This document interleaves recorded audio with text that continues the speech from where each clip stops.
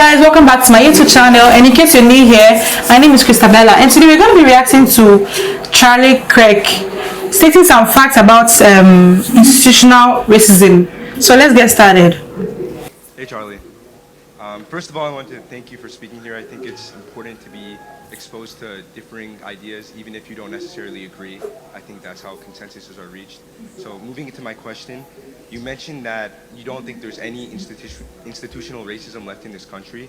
And I think that's a pretty strong statement that I don't necessarily agree with, especially in our justice system where the United States Sentencing Commission actually contends that black men are 19% more likely to be sentenced, have longer sentences for similar crimes, and that's when every other demographic factor is accounted for, like age, income, I guess area within society. So I was wondering what you think about that, particularly because there is that imbalance, and I would regard that as institutional. Is the quality of their legal representation factored into the study? I can't speak to that because I don't know. It's not. Yeah. So for example, if LeBron James committed a crime, he'd have pretty good lawyers, right? Most likely, yeah. So maybe it's an income and or legal quality point, not a race point, right? Here's my contention. My contention is the following. There are other reasons to blame disparities other than discrimination, a lot. And one of my biggest learning moments today on campus is how almost everything gets attributed to racism or discrimination. There's a fabulous book I encourage all of you to read. It should be required reading by black economist Thomas Sowell called Discriminations and Disparities. It might be the other way around, disparities, whatever. I think it is discrimination, disparities. And he makes the argument there are hundreds of other potential explanations for not just racial groups, but smaller than racial groups, how you go locally, linguistically, and all this. So I encourage you to look at that. And you have to factor that in. I don't think for a second, and you wouldn't either, that Oprah Winfrey, who has a house right down the street, if she committed a crime, that somehow she would not be able to get the best legal help. It's not about skin color as much as it is income, which is not about race. It's about other choices, such as, is there a father in the home?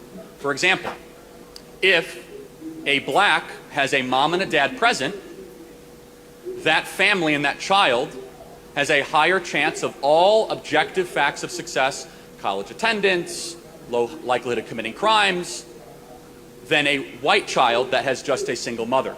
You see, fatherhood transcends color lines. And what we have learned through massive macroeconomic studies is that when blacks have... Get into trouble, we should get a very good lawyer as a black person.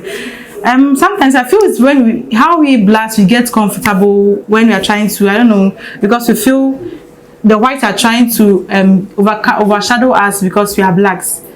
I feel sometimes we shouldn't involve ourselves in some issues.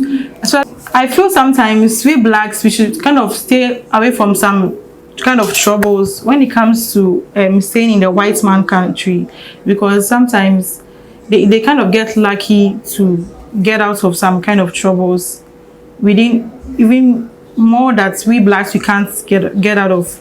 So I feel we should just stay out of trouble, and I don't feel racists should